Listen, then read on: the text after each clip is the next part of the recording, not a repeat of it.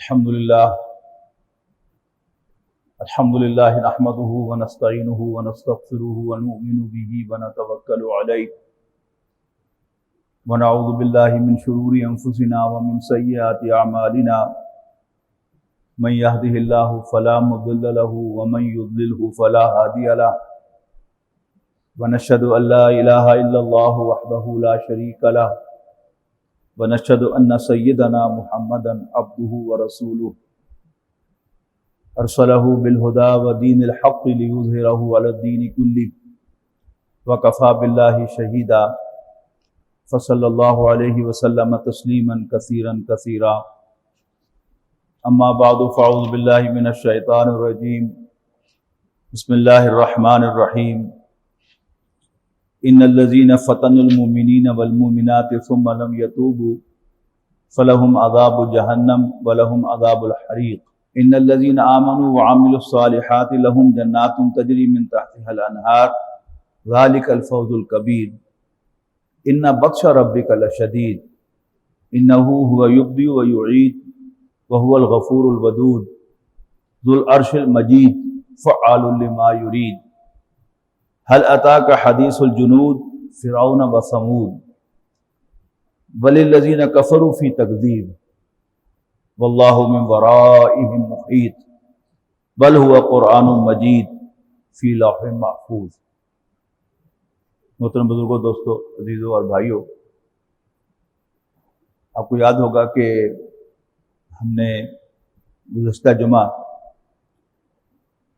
سورۃ بروج سے رہنمائی حاصل کرنے کی کوشش کی تھی، اس سے نصیحت لینے کی کوشش کی تھی اور تقریباً نصف سورت ہم نے پڑھ لی تھی۔ آج انشاءاللہ ہم آگے چلیں گے، اور وہ بات جو میں نے پہلے عرض کی تھی کہ قرآن مجید کی نصیحت بالکل اس کی سرفیس کے اوپر موجود ہے، اس میں کوئی لمبی چوڑی تفسیر اور علمی نکات جاننے اور سمجھنے کی ضرورت نہیں ہوتی۔ تو فرمایا ان الذین آمنوا وعملوا الصالحات، بلکہ اس سے پہلے جو مضمون ہے اس سے جوڑ لیں، ان الذین فتنوا المؤمنین والمؤمنات ثم لم یتوبوا، بے شک وہ لوگ کہ جو مومن مردوں اور مومن عورتوں کو فتنے میں مبتلا کرتے ہیں، آزمائش میں ڈالتے ہیں اور پھر توبہ بھی نہیں کرتے، فلہم عذاب جہنم، ان کے لیے جہنم کا عذاب ہے، ولہم عذاب الحریق، اور ان کے لیے آگ کا عذاب ہے، جلنے کا عذاب ہے۔ ان الذین آمنوا وعملوا الصالحات، کہ بے شک وہ لوگ جو ایمان لاتے اور اچھے عمل کرتے ہیں ان کے لیے باغات ہیں، تجری من تحتها الانہار، جن کے نیچے نہریں بہتی ہوں۔ قرآن مجید اگر ایک اینگل سے جائزہ لیا جائے تو قرآن مجید کا خلاصہ یہ ہے کہ یہ جنت کا راستہ بتاتا ہے، جنت کی طلب پیدا کرتا ہے اور جنت کا راستہ بتاتا ہے۔ اور جنت کے راستے کا خلاصہ کیا ہے کہ میرے پیغمبر کو مان لو اور اس کے مطابق اپنی زندگی کو اڈاپٹ کر لو۔ پیغمبر کو ماننا ایمان ہے، اور پیغمبر کے بتائے ہوئے راستے پر چلنا یہ عمل صالح ہے۔ تو یقیناً وہ لوگ جو ایمان لاتے اور صالح اعمال کرتے ہیں ان کے لیے ایسے باغات ہیں جن کے نیچے نہریں بہتی ہیں۔ گھر ہم سب کی ضرورت بھی ہے اور ہم سب کو گھر پسند بھی ہے، اور ہم گھر بدلتے بھی رہتے ہیں۔ فیصل آباد کے رہنے والے اکثر لوگ کبھی پکی ماڑی میں یا گرو نانک پورے میں رہتے تھے، پھر یا تو فیملی بڑی ہو گئی تو انہیں بڑے گھر میں موو ہونا پڑا، یا اللہ تعالیٰ نے وسائل دیے تو وہ گھر بیچ کر کھلے گھروں میں آئے، پیپلز کالونی میں چلے گئے یا سمن آباد میں چلے گئے یا غلام محمد آباد میں چلے گئے۔ بنیادی فرق گرو نانک پورے کی یا پکی ماڑی کے گھر میں اور پیپلز کالونی کے گھر میں یہ تھا کہ گرو نانک پوری کا گھر چھوٹا ہونے کے ساتھ ساتھ اس میں پرائیویسی نہیں تھی. چھتیں تو تمام گھروں کی ملی ہوئی تھی، دونوں اطراف سے بھی، اور پچھلے گھر کی چھت بھی ساتھ ہی تھی، اور درمیان میں ایک چھوٹی سی دیوار ہے جس کو بڑے آرام سے پھلانگا جا سکتا ہے. پھر گھر میں جو بیٹھک ہے، ڈرائنگ روم ہے یا فرنٹ روم ہے، اس کا دروازہ گلی میں کھلتا ہے، اور ہر دو افراد جو گلی میں سے گزر رہے ہیں ان کی گفتگو بیٹھک میں بیٹھ کر سنی جا سکتی ہے. تو لازماً بیٹھک میں جو گفتگو ہو رہی ہے وہ بھی باہر سنی جا سکتی ہے. تو ایک پرائیویسی کے نہ ہونے کا احساس تھا جو کہ پیپلز کالونی کے گھر میں نہیں تھا. پیپلز کالونی کا گھر سیمی ڈیٹیچڈ ہاؤس تھا. ایک طرف سے تو وہ اٹیچ تھا دوسرے گھر کے ساتھ، لیکن دوسری طرف ایک گلی تھی، اس میں کھڑکیاں کھلتی تھی، اور سامنے ایک گیٹ تھا. گیٹ کے بعد ایک پھر کھلی جگہ ہے، پھر ویرانڈا ہے، پھر رہنے کے کمرے شروع ہوتے تھے. تو ایک پرائیویسی کا احساس تھا. پھر اور اللہ نے وسعت دی اور پیپلز کالونی کے گھر کی ویلیو بڑھ گئی، تو اس 10 مرلے کے مکان کو بیچ کر آپ کو کھلے علاقے میں ایک کنال کا گھر بنانے کی گنجائش نکل آئی. اب یہاں آ گئے. یہ گھر کیا تھا؟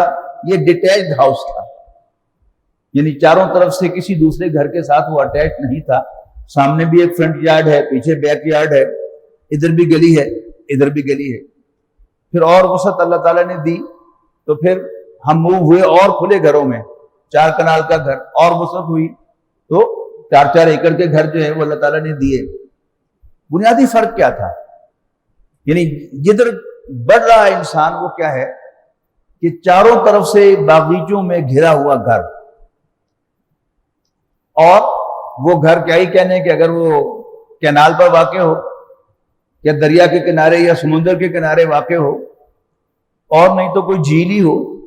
اور اگر اور کوئی جھیل نہیں ہے تو آپ خود وہاں پر کوئی سوئمنگ پول بنا لیں، کوئی چھوٹی سی جھیل بنا لیں، ایک پل ہو جو اس میں سے گزر رہا ہو. یہ سارے گھروں میں آپ چلے جائیں، آپ کو یہ سب کچھ جو ہے ملے گا. اور پھر قرآن مجید کی جنت کی ڈسکرپشن پڑھ لیں تو ایسا معلوم ہوتا ہے کہ وہی جو کچھ جنت میں اللہ تعالیٰ ہم سے وعدہ کر رہا ہے، ہم اسی کو دنیا میں حاصل کرنا چاہتے ہیں. تو بار بار قرآن مجید میں ذکر ہے جنت کے باغات کا جن کے نیچے نہریں بہتی ہوں گی. اب ہم یہ نہیں کہہ سکتے کہ وہ نہریں کس طرح کی ہیں.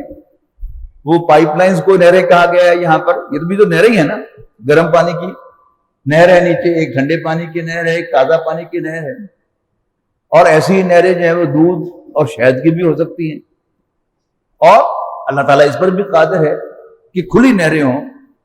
دودھ کی کھلی نہر ہو لیکن دودھ صاف ہو، شراب کی کھلی نہر ہو لیکن شراب صاف ستھری ہو، شہد کی کھلی نہر ہو اور وہ صاف ستھری ہو، نتری ہوئی شہد ہو.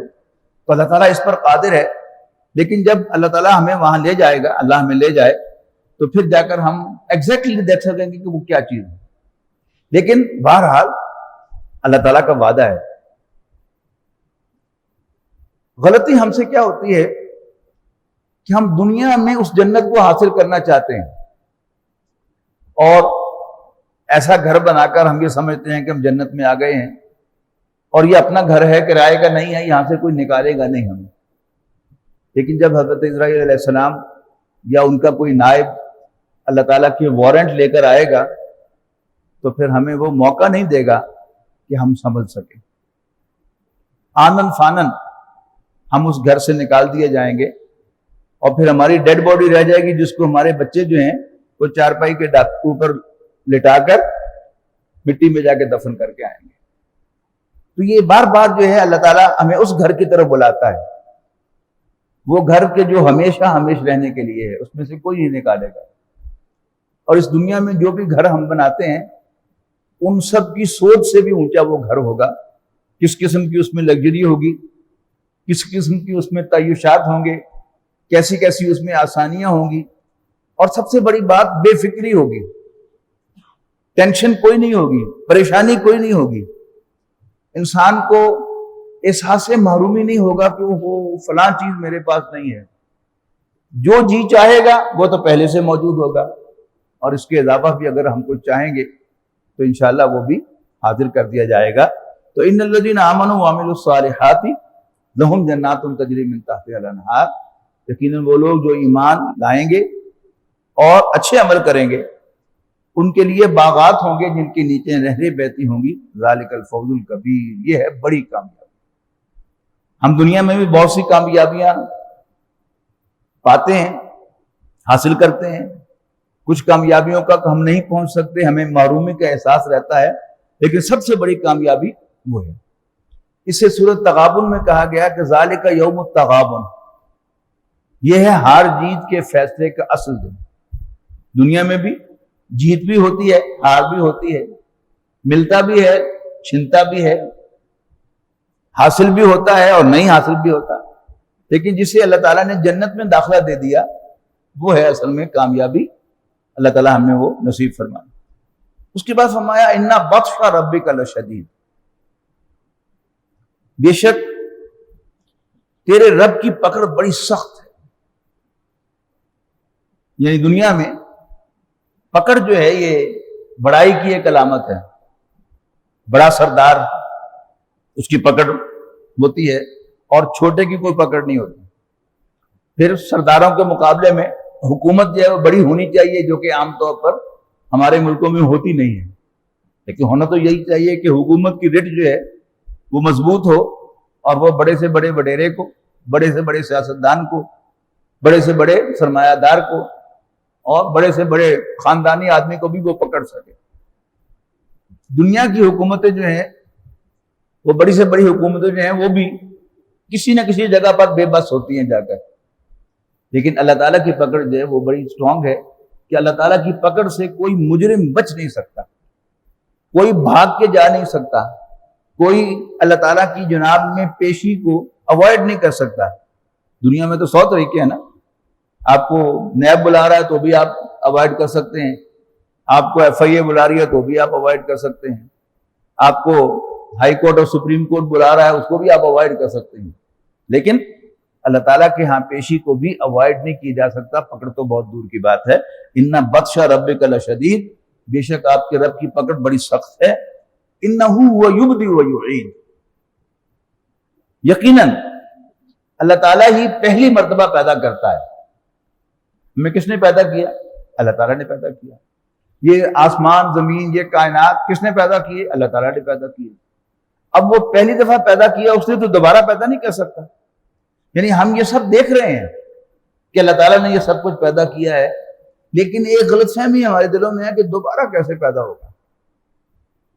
بیچ میں ہم جو ہماری آج تک کی تحقیق ہے جو بدلتی رہتی ہے اس کے مطابق سیل ایک دفعہ مر جائے تو دوبارہ زندہ نہیں ہوتا. تو اللہ تعالیٰ کیا نئے سیل بنانے پر قادر نہیں؟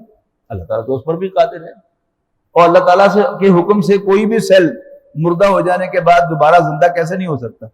اللہ تعالیٰ کو سب طریقے آتے ہیں. انہ هو یبدئ و یعید، بے شک وہی ابتدا کرنے والا ہے، پہلی دفعہ پیدا کرنے والا ہے اور وہی دہرانے والا ہے. اعادہ کہتا ہے دہرانے کو، اعاد یعید وہی لفظ ہے. ہوا یبدئ و یعید، وہی پہلی بار کرتا ہے اور وہی دہرائے گا، دوبارہ کرے گا. وہو الغفور الودود، اور وہ بڑا بخشنے والا، پیار کرنے والا ہے. اللہ تعالیٰ کے بارے میں مختلف پہلوؤں سے جو غلط فہمیاں شیطان ہمارے دلوں میں ڈالتا ہے ان میں سے ایک غلط فہمی یہ ہے کہ اللہ تعالیٰ بڑا پیار کرنے والا ہے، اور دوسری غلط فہمی یہ ہے کہ اللہ تعالیٰ تو بہت ہی سخت ہے. حالانکہ یہ دونوں چیزیں ساتھ ساتھ ہیں.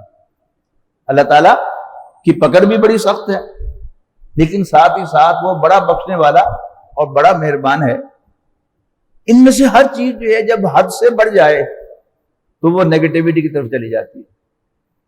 اگر انسان کے دل میں صرف ایک ہی بات ہو کہ اللہ تعالیٰ تو بڑا سخت ہے، اس کی پکڑ بڑی سخت ہے، وہ تو بہت سزا دینے والا ہے، اس کی سزا بھی بڑی سخت ہوتی ہے، تو پھر بھی ایک ایکسٹریم پر انسان چلا جاتا ہے کہ چونکہ مجھ سے غلطی ہو گئی ہے چونکہ میں کوئی نافرمانی کر بیٹھا ہوں، کیونکہ مجھ سے کوئی باغیانہ حرکت ہو گئی ہے، لہذا میرے بخشے جانے کا کوئی امکان نہیں ہے، تو بھی انسان کا ذہن نیگیٹو سائڈ پہ جاتا ہے کہ اب برباد تو ہو ہی گئے، اب اور کیا ہونا ہے، اور کرو۔ وہ جو پنجابی میں کہتے ہیں ستیہ ناش تو ہو ہی گیا، اب سبا ستیہ ناش صحیح۔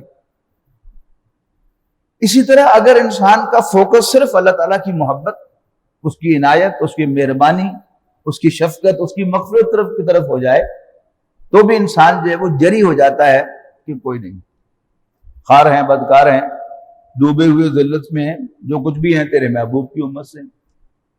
اور کوئی یہ پوچھے کہ واعظ کا کیا بگڑتا ہے، جو بے عمل پہ بھی رحمت وہ بے نیاز کرے۔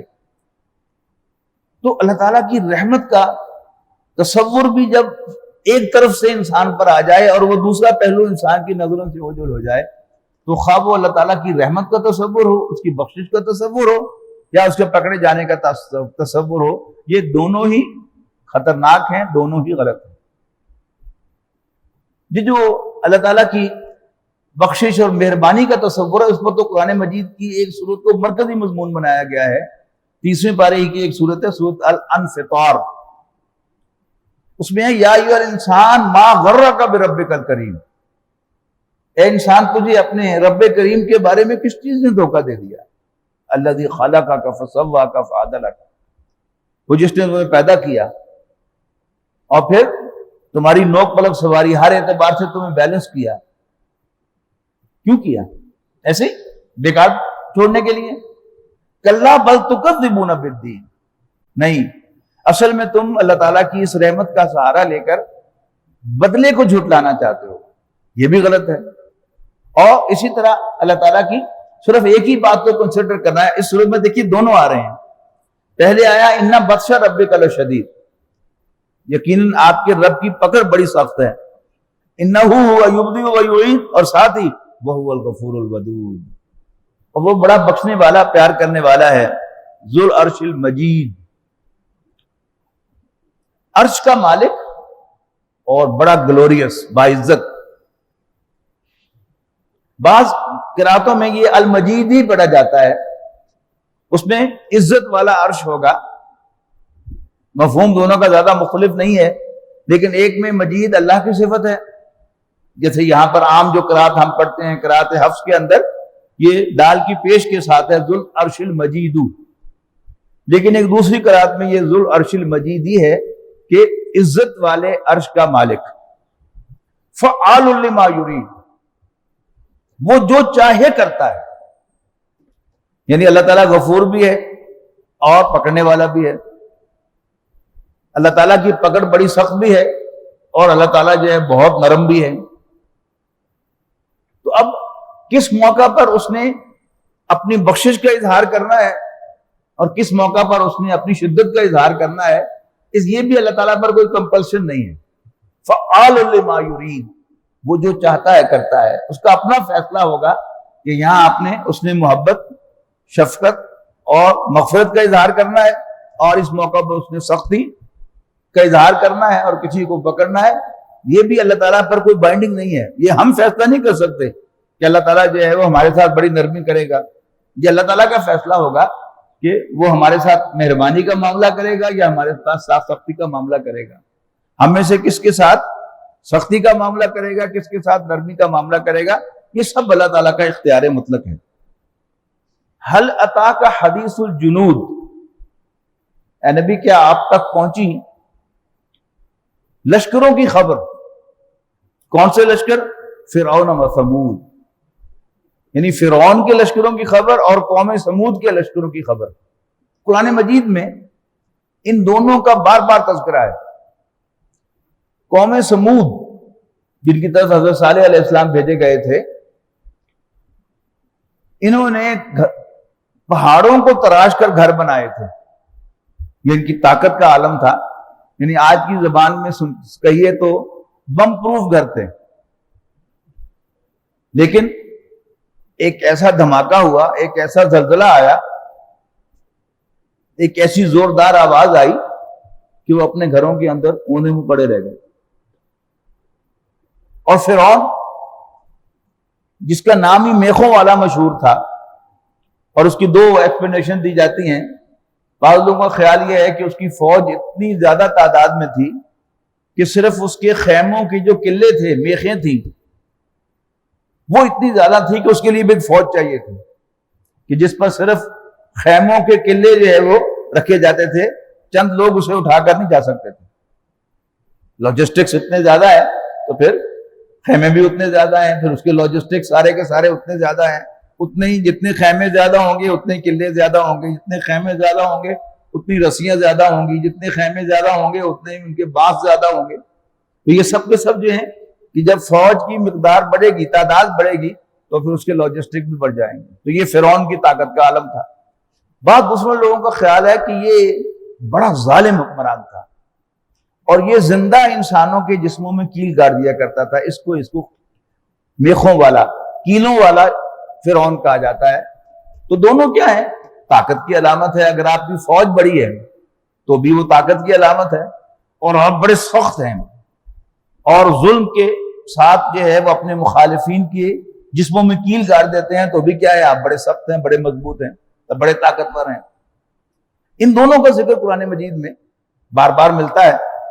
لیکن اس کے باوجود کیا کہا جائے؟ بل الذین کفروا فی تکذیب. لیکن کافر جو ہیں وہ جھٹلانے پر اڑے ہوئے ہیں. فرعون کے تذکرے پر، بنی اسرائیل کے تذکرے پر، موسیٰ علیہ السلام کے تذکرے پر قرآن مجید کا کوئی تقریباً 1/10 یا 1/11 حصہ مشتمل ہے. آپ جدھر جائیں حضرت موسیٰ علیہ السلام کا ذکر ہے. پہلے پارہ ہو، دوسرا پارہ ہو، 5واں پارہ ہو، 7واں پارہ ہو، 8واں پارہ ہو، 10واں پارہ ہو، موسیٰ علیہ السلام ہر جگہ موجود ہے. اور یہ انجام بھی ہر شخص جو قرآن مجید کو تھوڑا بہت پڑھتا ہے اسے پتا ہے کہ فرعون اپنے لاؤ لشکر سمیت سمندر میں ڈبو دیا گیا تھا، لیکن اس کے باوجود جھٹلایا جاتا ہے. نبی اکرم صلی اللہ علیہ وسلم کو جھٹلایا گیا. بل الذین کفروا فی تکذیب. لیکن کافر وہ جھٹلانے ہی پر تلے ہوئے ہیں. واللہ من ورائہم محیط. اور اللہ تعالیٰ ان کو ہر طرف سے گھیرے ہوئے ہیں. یعنی کوئی بڑے سے بڑا مشرک، بڑے سے بڑا کافر، بڑے سے بڑا مخالف، وہ اللہ تعالیٰ کی گھیرے سے باہر نہیں ہے. اللہ تعالیٰ کے علم میں ہے کہ کون کہاں ہے، کون کہاں مورچہ لگائے ہوئے، کون کہاں چھپے ہوئے ہیں، یہ سب اللہ کو معلوم ہے. اور کس کو کیسے پکڑنا ہے یہ بھی اللہ کو معلوم ہے. یعنی مختلف اقوام پر اللہ تعالیٰ کے جو عذاب آئے ہیں وہ مختلف طرح کے ہیں. یعنی شروع ہو جائیے حضرت نوح علیہ السلام سے کہ کبھی کسی کے وہم و گمان میں بھی نہیں تھا کہ اتنی بارش ہو سکتی ہے کہ جو پہاڑوں کو بھی کور کر لے. ہو گئی. پھر قوم عاد کو دیکھیں کہ اتنی تیز آندھی چلی کہ جس میں بڑی بڑی لکڑیاں جو ہیں وہ اٹھا کے پھینک دی گئیں، اور انسانوں کو بھی ایسے پھینکا گیا اٹھا کے کہ جیسے وہ لکڑی کے کھجور کے سوکھے تنے ہوں. یہ قرآن مجید میں اسلوب اختیار کیا گیا ہے، ایسے پھینک دیا گیا. پھر قوم سمود کا معاملہ کہ زلزلہ آیا اور اس سے اور ساتھ ایک دھماکہ ہوا، وہ اپنے ان مضبوط گھروں کے اندر پوندے منہ پڑے ہوئے رہ گئے. قوم لوط جو ہے اس کے ساتھ کیا معاملہ ہوا کہ فرشتوں نے وہ پوری کی پوری بستیوں کو اٹھایا اور اوپر جا کر ان کو الٹ دیا، اور جو سردار تھے ان کے بڑے بڑے ان پر پتھر پھینکے کہ جن کے بارے میں الفاظ قرآن مجید کے یہ ہیں کہ وہ ماد تھے مسومہ. یعنی جیسے میزائل ہوتا ہے نا کہ میزائل کو پروگرام کیا جاتا ہے کہ یہ فلاں جگہ کو ٹارگٹ کرے گا، یا یہ فلاں چیز کو جا کے ہٹ کرے گا، یا یہ فلاں شخص کو جا کر ہٹ کرے گا. تو وہ جو پتھر برسائے گئے تھے وہ مٹی کے پتھر، اینٹ مٹی ہوتی ہے جس کو پکا کر پتھر بنا لیا جاتا ہے. تو ایسی کوئی چیز تھی کہ وہ مٹی کے پتھر تھے، لیکن جس شخص کو جا کر لگتے تھے وہیں پر اس کو ہلاک کر دیتے. اور پھر حضرت موسیٰ علیہ السلام کہ فرعون اپنی ساری تمکنت کے ساتھ، گھمنڈ کے ساتھ تکبر کے ساتھ پیچھے آیا. یہ بھاگ کے جاتے کہاں ہیں؟ یعنی بنی اسرائیل کو حضرت موسیٰ علیہ السلام اللہ تعالیٰ کے حکم سے لے کر نکل رہے تھے. راتوں رات نکلے لیکن بہرحال مخبری ہو گئی. اور یہ بھی کیا تھا؟ اس کی طاقت کا ایک مظہر تھا کہ اس کے جاسوس جو ہیں وہ ہر جگہ پھر رہے تھے اور اس کو پتہ چل گیا کہ بنی اسرائیل جو ہیں وہ بھاگ رہے ہیں. اب اس نے پیچھا کیا اپنے خاندان اور اپنے تمام لشکروں سمیت بنی اسرائیل کا. آگے سمندر آ گیا. اب بنی اسرائیل کے جو بڑے تھے بزرگ، انہوں نے موسیٰ علیہ السلام کو کوسنا شروع کر دیا، آزادی آزادی آزادی. چنگے پہلے بیٹھے نہیں سے ہوئے تھے، روٹی تو لب رہی سی. جیسے آج بھی ہے نا، ہمارے بہت سارے بزرگ جو ہیں وہ انگریز کے وقت کو بڑا یاد کرتے ہیں. حالانکہ آزادی جو ہے یہ اللہ تعالیٰ کی ایک بہت بڑی نعمت ہے. وہ یاد کرتے رہتے ہیں کہ انگریز کے دور میں ایسا ہوتا تھا، انگریز میں ایسا ہوتا تھا، ویسے ہوتا تھا. اسی طرح بنی اسرائیل کے جو بزرگ تھے انہیں حضرت موسیٰ علیہ السلام کو کوسنا شروع کر دیا. لالو مزے آزادی دے. اللہ تعالیٰ کی طرف دیکھا موسیٰ علیہ السلام نے تو اللہ تعالیٰ نے حکم دیا کہ اپنا عصا مار سمندر میں. حضرت موسیٰ علیہ السلام نے یوں کر کے عصا مارا تو سمندر تقسیم ہو گیا 2 حصوں میں. یعنی پانی کا ایک تودہ یہاں کھڑا ہو گیا اور پانی کا ایک تودہ یہاں کھڑا ہو گیا اور درمیان میں گیلا نہیں خشک راستہ بن گیا. اور موسیٰ علیہ السلام بنی اسرائیل کو لے کر اس میں اتر گئے اور نکلتے نکلتے وہ پار کرنا شروع کر دیا.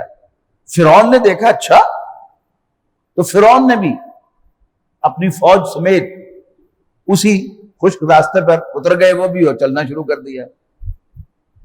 ادھر بنی اسرائیل کا آخری آدمی سمندر پار کر کے آگے گیا اور ادھر پوری فوج فرعون کی وہ بالکل سمندر کے اندر آ گئی. تو اللہ تعالیٰ نے پانی کو چلنے کا حکم دے دیا اور آنے واحد میں سب کے سب ڈوب گئے. فرعون کو غوطہ آیا تو ایسے باہر نکلا، اس نے کہا کہ جی میں موسیٰ اور ہارون کے رب پر ایمان لاتا. تو قرآن مجید میں بڑی خوبصورتی سے کہا گیا ہے آل آن کہتے ہیں اب کو، اور وہاں آل آن کیا اب؟ یہ اس کو آپ یوں سمجھیں نا کہ پنجابی کے ہون اٹس ٹو لیٹ ناؤ. پہلے آج تک تو مخالفت کرتا رہا موسیٰ کی اور انکار کرتا رہا موسیٰ کو اللہ کا رسول ماننے سے، تو اب تمہاری توبہ قبول نہیں ہے. تو اللہ تعالیٰ نے ایک انوکھے طریقے سے ہلاک کر دیا. آج بھی اللہ تعالیٰ کے پاس وہ طریقے ختم نہیں ہو گئے. اللہ تعالیٰ کیسے کس کو ہلاک کرنا چاہتا ہے ہمیں کچھ پتہ نہیں. 2005 کا جو زلزلہ آیا تھا کہ ایک ہی جھٹکے میں سرکاری اعداد و شمار کے مطابق بھی 3 لاکھ اور جو ایکچوئل ہے وہ اس سے کہیں زیادہ ہوں گے ختم ہو گئے، جو کبھی کسی نے سوچا بھی نہیں تھا. کوئی شخص جو ہے وہ یہاں سے بھی اٹھ کر گیا تھا اور وہیں پر آ کر اسی بستر پر آ کر بھاری پتھر گر گیا، اللہ نے بچا لیا. اور کوئی جو ہے وہ کہیں اور سے اٹھ کے یہاں بیٹھا تھا اور اس پر آ کر کوئی پتھر گر گیا، مکان گر گیا، چھت گر گئی. تو اللہ تعالیٰ کے جو ہاتھ ہیں وہ بہت لمبے ہیں. اللہ تعالیٰ کسی کو کیسے ہلاک کرنا چاہتا ہے ہمارا وہم و گمان بھی نہیں ہو سکتا، لیکن اللہ تعالیٰ ہر جگہ موجود ہے. واللہ من ورائہم محیط، اور اللہ تعالیٰ ان کو ہر طرف سے گھیرے ہوئے ہیں. بل ہوا قرآن مجید، نہیں یہ قرآن بڑی شان والا ہے. وہی لفظ مجید جو پہلے آیا تھا وہی دوبارہ آ گیا، بل ہوا قرآن مجید، بلکہ یہ بڑا گلوریس قرآن ہے، یہ بڑا عزت والا قرآن ہے. فی لوح محفوظ، ایک محفوظ تختی میں لکھا ہوا. قرآن مجید اللہ کا کلام ہے. آپ کا جو کلام ہے وہ آپ کے ذہن میں ہے، لیکن جو ہی آپ الفاظ نکالتے ہیں منہ میں سے تو پھر وہ باہر نکلتا ہے. تو اللہ تعالیٰ کا کلام سب سے پہلے لوح محفوظ میں آیا. یہ ایک بڑی سیکرٹ اور بڑی محفوظ تختی ہے کہ جس پر یہ قرآن جو ہے وہ لکھا ہوا ہے. اور اسی کو جو لوح محفوظ ہے اس میں بہت ساری چیزیں جو ہیں وہ لکھی ہوئی ہیں. بڑا سیکرٹ ڈاکیومنٹ ہے اللہ تعالیٰ کا وہ، اور سارے فرشتوں کو بھی اس تک ایکسیس نہیں ہے. جو بڑے مقدس اور بہت پاک فرشتے ہوتے ہیں ان کو اس تختی پر ایکسیس ہوتی ہے۔ تو اس قرآن مجید کے بارے میں کہا جا رہا ہے کہ یہ قرآن مجید لوح محفوظ میں لکھا ہوا ہے۔ یہ جو ہمارے پاس قرآن مجید ہے یہ اس قرآن مجید کی ٹرو کاپی ہے۔ اصل قرآن مجید جو ہے وہ لوح محفوظ کے اندر ہے۔ اللہ تعالیٰ کی طرف سے جب وہ اٹر ہوئے الفاظ تو پہلے جو انہوں نے شکل اختیار کی اس کائنات میں وہ لوح محفوظ میں لکھے ہوئے الفاظ کی تھی۔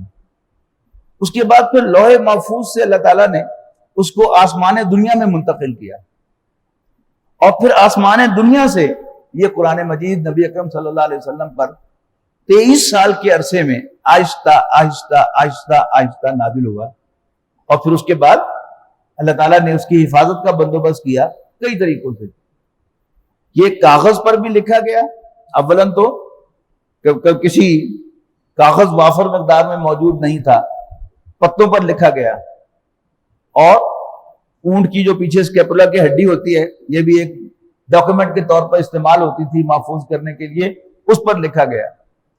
اور پھر حضرت ابوبکر رضی اللہ تعالیٰ عنہ کے زمانے میں باقاعدہ اس کو کاغذ پر منتقل کیا گیا، اور پھر اس کو مجلد کیا گیا بین الدفتین، دفہ کہتے ہیں جلد کو، تو 2 جلدوں کے درمیان اس کو لایا گیا۔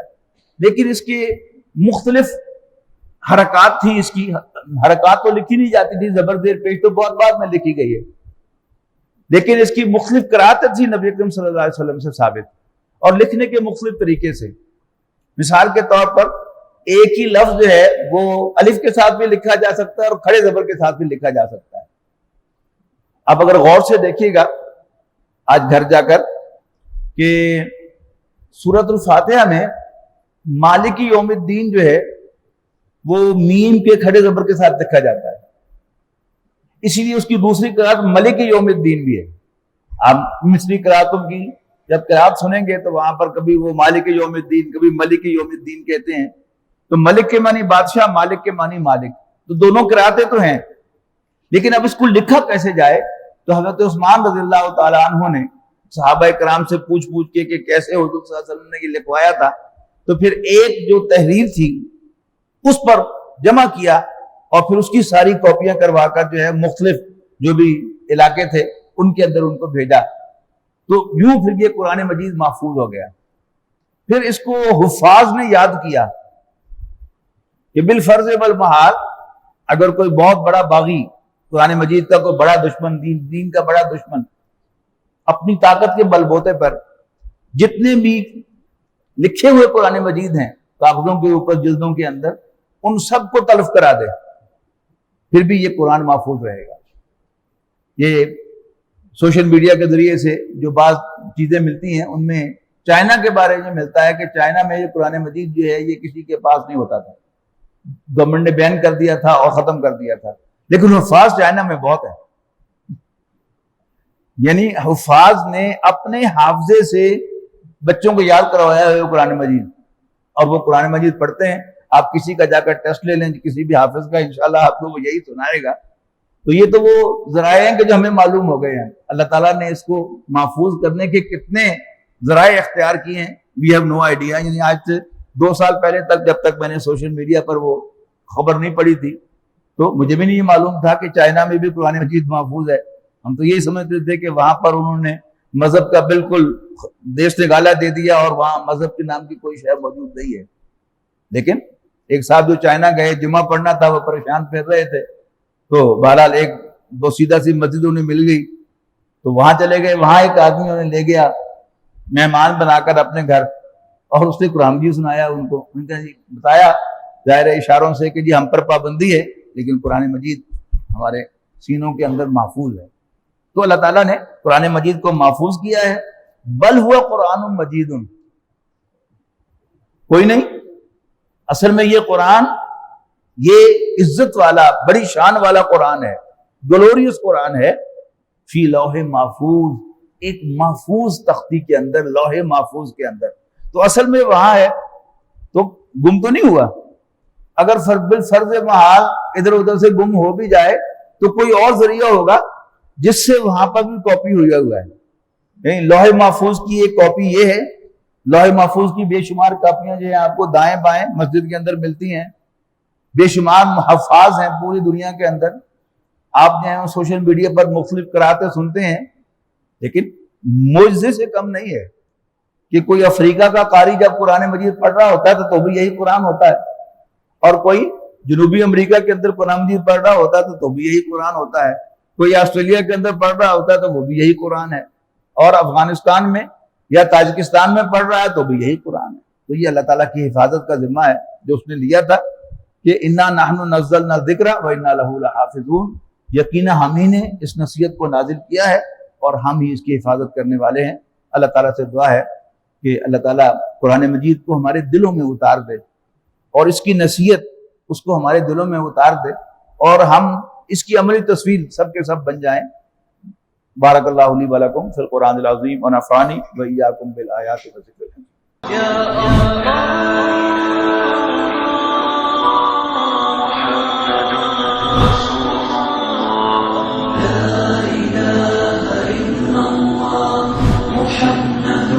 رسول اللہ